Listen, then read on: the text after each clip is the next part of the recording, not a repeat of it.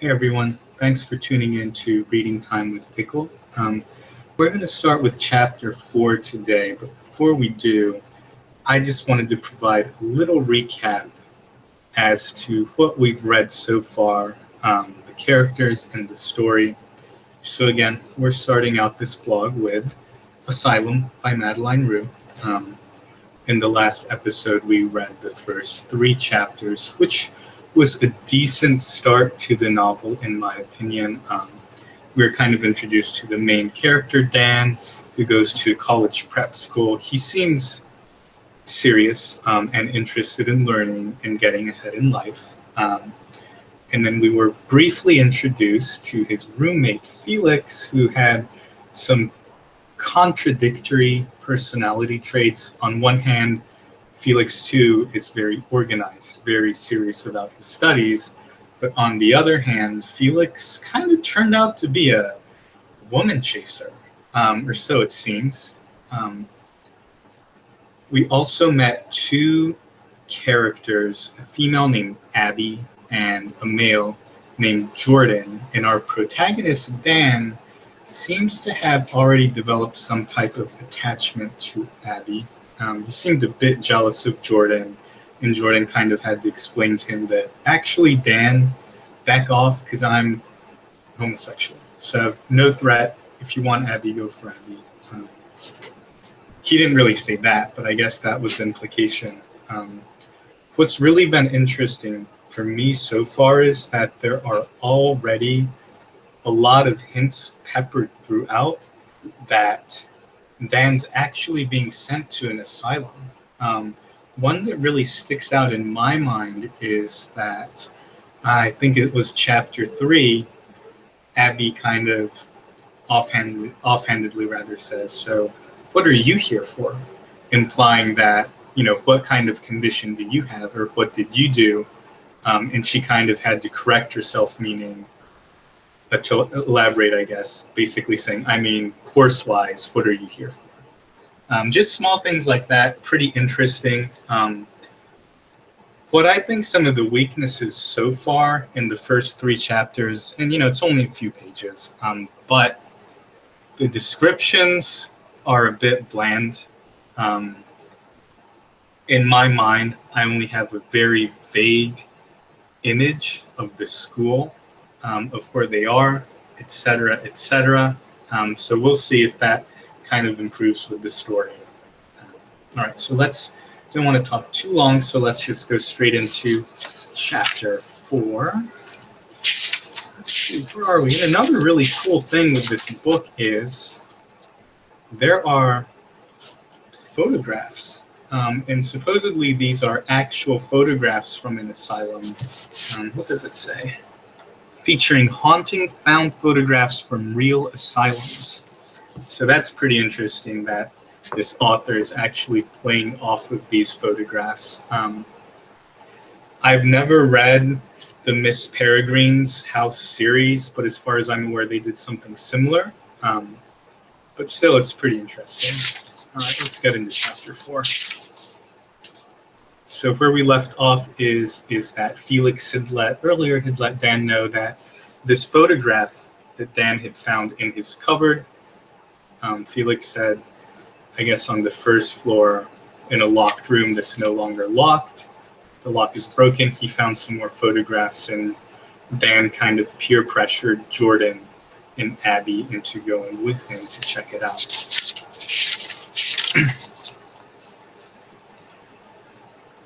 Dan found them waiting at the bottom of the stairs. A phone call from his parents had almost made him late, but when he assured Paul and Sandy that he'd arrived just fine and that his friends Jordan and Abby were waiting for him downstairs, his mother let him go with a happy little chirp. Behind Jordan and Abby, a few lights flickered in the entrance hall. Jordan leaned against one of the tall white columns that supported the archway. He waved at Dan's approach, swinging a flashlight in his other hand. Abby had changed into a turquoise sweatshirt and pulled her hair up into a loose ponytail. "Hey," she whispered, glancing around. "We saw a hall monitor go by a few minutes ago, but nothing since. You ready?"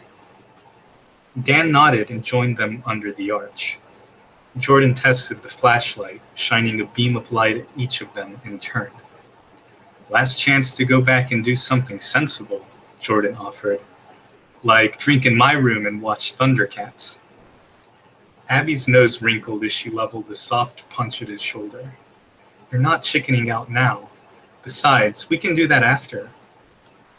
"I'm going to hold you to that," Jordan murmured, following them into the dim, silent hall. "Because I'll definitely need a drink after this." Dan knew what he meant. Now that he was here, he was so beyond nervous, it was like he was giddy. It wasn't a pleasant feeling exactly, but it was markedly better than the kind of anxiety he was used to.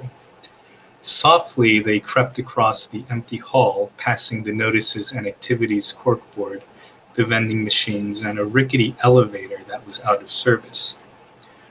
Fewer lights shined overhead the deeper into the hall they went, and when they reached the old office door, they found themselves in almost total darkness. Jordan lifted his flashlight from their feet to the door, and Dan's heart sank. It was clearly locked.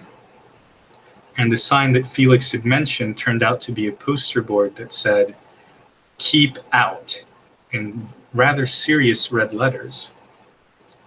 "I thought this was an unfettered access situation," Jordan whispered. "I swear, had Felix lied to him? What would the point even be in that? They must have figured out students were going in and locked it up. Damn it. I'm sorry for dragging you guys here." All right, don't look so sad." From his pocket, Jordan produced a paperclip, which he proceeded to straighten. When he'd finished, he put one end into the padlock and started to wiggle it around gently. "Just know that you owe me a lot more than Thundercats for this." "Pretty impressive," Dan whispered. He had seen lockpicking on TV, but it didn't compare to the sneaky thrill of watching someone do it in real life. Jordan smiled, pausing for a moment. "I can do it with a hairpin, too." "Would you two keep it down?" Abby looked over her shoulder. "You're breathing louder than we're talking." Jordan bit down on his lower lip with an impatient sigh, the padlock shaking in his grasp. "Maybe hurry it up just a little," Anne murmured. "I'm going as fast as I can. This is an art. You can't rush art." A light sheen of perspiration broke out over Jordan's forehead, soaking the ends of his bangs. "Just almost." Dan heard the softest of clicks. "Gotcha." Jordan pocketed the paperclip in his hoodie, then looped the open padlock through the ring on the doorframe. He pushed the door. It didn't budge. "Damn, it's stuck," he said. "Give me a hand." Dan and Abby put their hands on the heavy door and pushed. The door felt like it was pushing back at first, but then it started to give. After one final push, the door shuddered open. A cloud of dust swirled and blew out to meet them like a relieved sigh, as if some pent-up force had finally been released. As quickly as the dust came, it dissipated, presumably less potent after Felix's trip inside. "Ugh, that is foul!" Coughing, Abby reeled back, covering her mouth to keep the dust out. "It smells like Grandpa's house," Jordan said, his voice muffled through the fingers clamped over his mouth.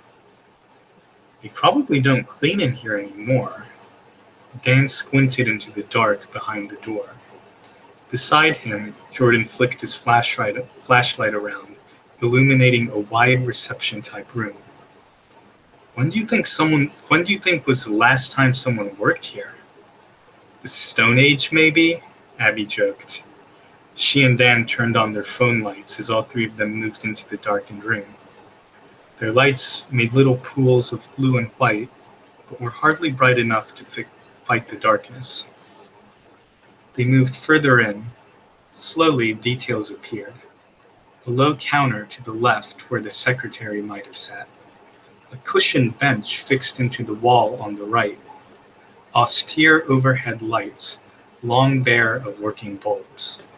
Across from them, along the far wall, was a slim door with a frosted glass window. "This is crazy," Jordan whispered, huddling closer to them. It's like it's like we're all just frozen in time. Like they just got up and left one day." He passed Abby and Dan, going to the counter and peering over it. Phones, typewriters, everything. "It must have closed suddenly," Abby said. Together, she and Dan walked ahead of Jordan and approached the inner office door. The flashlight beam shined over Dan's shoulder, giving them all a better view of the letters that had flecked away on the door's glass. W, D, N, R, A, F, D. "What do you think?" Dan leaned closer, studying the letters and trying to mentally fill in the blanks. "Is this the warden's office?" "Most likely," Abby agreed. "Think it's open?" "Only one way to find out." Holding his breath, Dan reached for the knob, noticing that it showed visible fingerprints in the dust that disappeared under his palm. Traces of Felix, probably, who must have gone further in since. Dan hadn't spotted any pictures so far. The door gave with a quiet squeak, swinging inward on tight hinges. "Whoa," he heard Abby breathe. "My thoughts exactly," Dan whispered. Wiping his hands to get rid of the clinging dust, he went first, shoved a little by Jordan at his back. It was only fair, given that this whole trip into the unknown was technically his idea. They stepped into an office that might have been spacious if not for all the bookcases and filing cabinets crowding around. Not to mention the piles and piles of loose papers. Dan tripped over a fallen lampstand, catching his balance by grabbing the edge of a large desk. On the desk, Dan noticed an old rotary telephone next to a stack of worn journals and notepads. Then he realized that what looked like an inbox of papers was actually a pile of faded photographs, less dusty than everything around it. "I think I found the photos Felix was talking about," Dan said. He shined his phone on the top one, a tall man in a long white coat with glasses Dan recognized. He squinted to make out the other details of the image. It was the same man from the photo in his desk drawer. He quickly flipped to the next picture and let out a yelp. "What is it? What's wrong?" Abby said. "Nothing," Dan replied. If he admitted the connection he just made in his head, he could no longer prove he was imagining it. The next photo in the stack showed a group of physicians standing around a gurney. Lying on the bed, oddly placid, was a young man in a hospital gown. One of the doctors was cradling his head in his hands, while another was buckling a heavy leather strap across his forehead. Nearby, a nurse was holding a syringe. Abby sidled up next to him to stare at the picture, both of them trying to make sense of the image. "It must be a treatment of some kind," Dan said finally. "He must have been a patient here."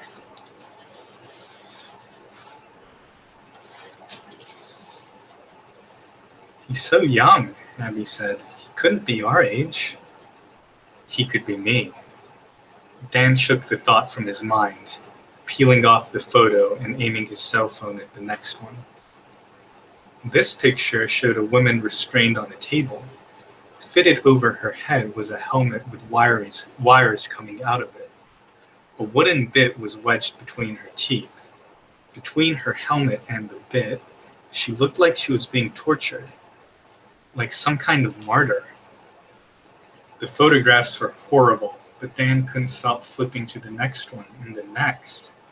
Each picture showed a patient enduring some kind of treatment, from painful-looking shots to solitary confinement. A photograph depicting hydrotherapy turned Dan's stomach. Orderlies were aiming hoses of waters at a patient who was huddled and shivering in the corner of the room, completely naked. The doctor stood to the side, arms crossed, indifferent. Dan had read about this kind of outdated treatment before. He had a morbid fascination for the subject, really. Growing up in the foster system had given him an interest in social machines, a system that made decisions for people instead of with them. Not that he was comparing his life to the plight of these poor people. If anything, the system had made a good decision for him. He wouldn't trade his family for anything. "Wait, you guys, come take a look at this," Jordan said, and the catch in his voice got their attention. He was standing on the far side of the desk, his flashlight pointed at the wall, where there were even more photos hanging in frames. "How awful," Dan said. "Quiet," Abby spoke in barely a whisper. She moved closer to one of the pictures, gently wiping the dust off the glass frame with her sleeve. It was a photograph of a little girl, no older than 9 or 10, with light-colored hair down to her shoulders. She was standing up, her hand resting on what looked like the armrest of a chair, like she was posing for a formal portrait. She had on a patterned dress and was wearing fine jewelry, but a jagged scar slashed across her forehead, and there was something wrong with her eyes. "She looks so sad," Abby said. Sad was one way to put it. Empty was another. Abby stood still, staring so deeply into the photograph that it looked like she was in a trance. Dan didn't have the heart to tell her that given the scar on the little girl's forehead and the emptiness in her eyes, it was likely that she'd been given a lobotomy. What kind of monsters would perform a lobotomy on a little girl? The picture hanging next to it shocked him from his thoughts. It showed a patient struggling, pinned by 2 orderlies in white aprons and restrained by a muzzle on his face. One of the orderlies holding him looked positively evil. Dan was mesmerized by the photograph. Who had taken it? Or any of these pictures for that matter, and who had hung them up on the wall? "It's hard to remember they were here to get help," Jordan said. "He was ill," Dan replied automatically. "So? Does that look humane to you? Those doctors wouldn't know the Hippocratic Oath if it kneed them in the balls." "You have no idea what was going on," Dan shot back. Then he stopped himself. Why did he feel the need to defend the very doctors who had probably performed a lobotomy on a child?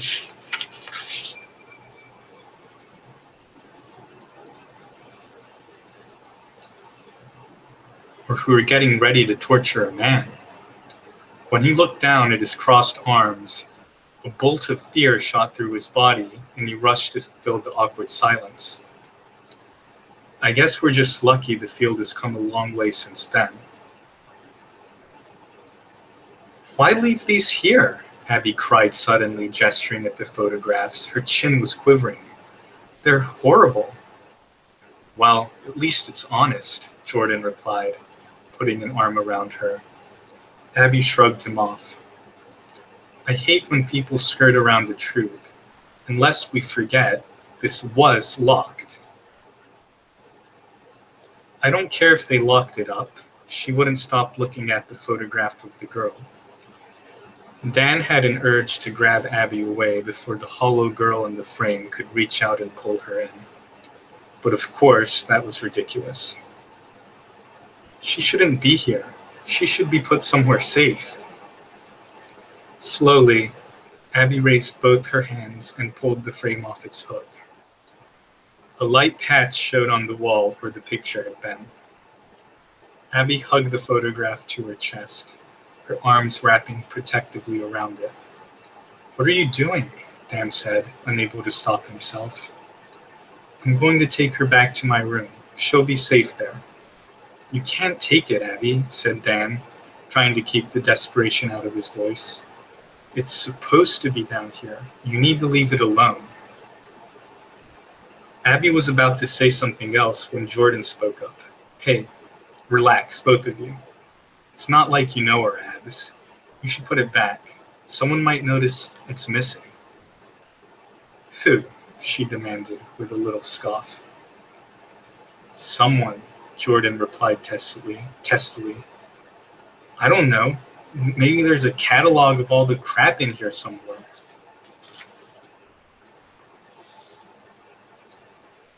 Abby didn't seem to hear what Jordan had said. She stood silently like a statue, gripping the picture to her chest. Please, Abby, leave her where she is. She belongs with the others, Dan insisted. Please. He couldn't believe he was arguing with one of the hottest girls he'd ever met. Just let her have it, Dan. You want her to like you. But the need to speak was more compelling. Abby's eyes seemed almost as vacant as those of the girl in the photograph. Then a shiver came over her and she blinked. Gently, almost affectionately, she put the picture back on the wall. She touched it one last time and said, Poor little bird. I wonder if she ever escaped her cage. With the picture in place, Dan felt a sense of relief. He couldn't exactly say why. Come on, Abby said. Let's go back. I've had enough. That was all they needed. They scrambled out of the old office like it was a race, and Dan was only too glad to shut the door behind them. Hey, the lock, Jordan said, just as they reached the vending machines. Don't worry, I already took care of it, Dan said, ready to be far, far away. You sure? Without waiting for an answer, Jordan turned back to double check. The lock was still hanging on the door where he'd left it. My bad, said Dan, laughing nervously. He really could have sworn he'd locked it, but then his memory had been known to play tricks on him.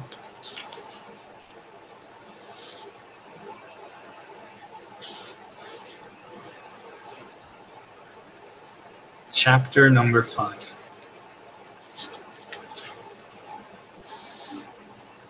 Dan was dusty and exhausted by the time he got back to his room. Opening the door carefully so as not to wake Felix, he took a step in and was gripped by cold. This isn't my room. Dan blinked, disoriented. It looked like a cell of some sort, with floors and walls made of heavy gray stone. An operating table covered with a thin white sheet stood in the middle of the room. In the corner nearest him was a drain. Why, Dan could only guess. In the corner nearest him was a drain. Why, Dan could only guess. A small window cut into the top of the far wall was covered by a crisscrossing metal bars. But the most unnerving thing about the room was the pair of shackles that were bolted to the wall on the left. At first, Dan had thought they were rusty, but now that he really looked at them, he could see that the dark red stains were far too wet to be rust. Why do I know this room? Dan quickly closed the door and started rubbing his arms with his hands to get rid of the chill. He tried to rationalize what had just happened. Had he opened the wrong door by mistake? That would explain it. He was extremely tired and had just taken a wrong turn and ended up in the wrong room, a nightmare room that hadn't been used in decades. Yeah, right. He checked the door number, 3808. That was his number. What was going on? After rubbing his eyes with trembling hands, Dan opened the door again.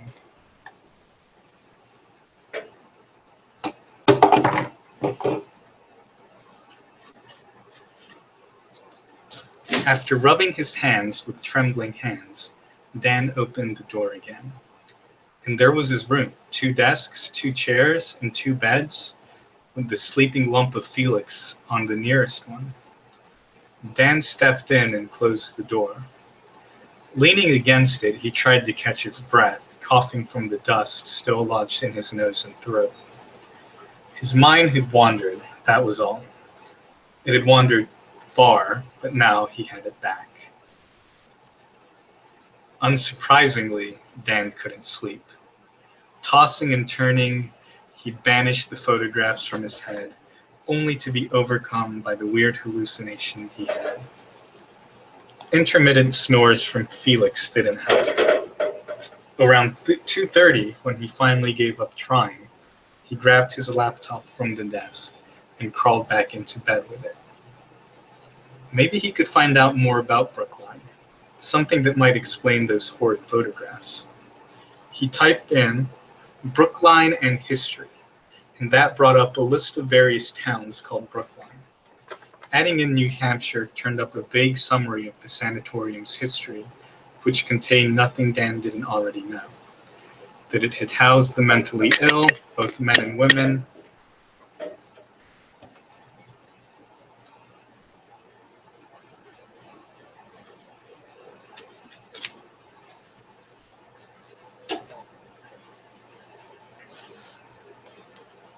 Adding in New Hampshire turned up a vague summary of the sanatorium's history, which contained nothing Dan didn't already know. That it had housed the mentally ill, both men and women, and had been bought by the college after it closed. He decided to try an image search. Instantly, a results page full of vintage photographs of Brookline's exterior showed up. In black and white, the buildings looked even more menacing. Narrowing the parameters further, Dan typed in Brookline and history and asylum. And there, finally, was a link that looked promising. Judging by the garish purple background and abundance of animated GIFs on the page, it was a quote-unquote homemade website, to put it nicely.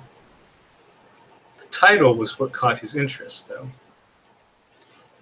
Brookline. Curing the insane or creating them? Pretty sensationalistic, Dan thought, but it only went more over the top from there. The page was long and gave off some serious conspiracy theory paranoia vibes. Sal Weathers, investigator, hobbyist, and oh boy, ghost hunter, had painstakingly compiled what must have been every bit of news Brookline had ever made in local or national papers into one long text block. Statistics about how many patients had been at the asylum at its peak, stories about how when it closed in 1972, patients had been relocated to other hospitals or released. Repeatedly, Dan came across references to the difficulties Brookline had had in keeping a warden. The turnover sounded worse than McDonald's. Finally, about three-fourths of the way through Sal's winding write-up, Dan found something. A line, a throwaway maybe, but he read it to himself several times. It wasn't until 1960 that Brookline found the man who would redefine and refocus its entire purpose. And his name was? And what was the new purpose? But the article didn't say. It's called Narrative Focus, Sal. Look it up, Dan said aloud. Then he remembered he had a roommate. Luckily, Felix seemed to be a deep sleeper. Dan scanned down the page. The reason behind Sal's literary ADD quickly became obvious. Why fixate on garbage, like the rate of warden employment, when there were serial killers to discuss? Quote, by far the most controversial of Brookline's patient was the serial killer Dennis Hemline, known more commonly as the Sculptor. Between 1960 and 1965, he terrorized a small rural community in Vermont. Police estimated that he killed more than a dozen people, earning his name from the grisly way he left his victims posed like statues. One report described the cold, terrible beauty of a young woman found dancing in the wilds of the White Mountains, her mutilated arms tied to the tree limbs high above. The most horrifying crime he committed occurred at a local pub. The victims were posed in various places throughout the bar, some standing, some sitting, and some engaged in a kind of revelry on the dance floor, all held in place by ropes and wires. Perhaps more disturbing than the sculptor himself was the fact that when Brookline closed, no trace of the sculptor could be found. Dan was riveted. A serial killer had been a patient here, in this building. Where had they kept him? What kind of treatment had he received? And where had he gone? Dan closed his laptop and lay back on his bed. Just as he was drifting off, he remembered the photo of the struggling patient and wondered if that could have been Dennis Hemline. Maybe his parents had been right to worry about him coming here. Having a speckled past was one thing, but a serial killer? Treatment photos? Well, he wouldn't be sharing these discoveries with Paul and Sandy. That was for sure. We'll end this chapter on chapter 5. In next chapter, we'll start chapter 6. Just some of my thoughts. I apologize for my cat kind of interrupting. She gets jealous. Understandable for a cat. Some thoughts that I have right now is there are a couple hints. Number one, door number 3808 is both his dorm room number and also this other, what seems to be a holding room. And at the beginning of chapter 5, Dan enters the cell, the asylum cell 3808, and it takes him a while to readjust, I guess, and get back to his dorm room. And there's one sentence that really caught my attention. It is, his mind had wandered, that was all. It had wandered far, but now he had it back. So what is the opposite of having your mind? What does a wandered mind? That's a lost mind. So is Dan actually someone who has lost his mind? Is Dan kind of living in a created fantasy where maybe he is actually a crazy person who is staying at this asylum, but in his mind he's generated kind of the fantasy of this prep school that he's going to. Another thing is, why was he defensive of the photographs, of the treatments? He even questioned himself for that. Was he actually involved somehow in these experiments or these tests? We know Dan, Abby, and Jordan, they're still kids, high school kids, college prep. At this point, it's difficult to say what might be going on, but there are many hints as to, there's another layer to this. There's Dan's narrative, and then there's another actual narrative going on that we're not seeing so much of, but we're kind of getting glimpses into. So I'll end this here. Maybe we'll read some more chapter 6, chapter 7 tonight, maybe tomorrow. As always, thank you so much for tuning in. If you like the series, please like the video. Please subscribe. I do plan to read many, many books and share many, many stories with everyone. And I really do appreciate your viewership. Everyone have a great evening. Thank you so much for tuning in.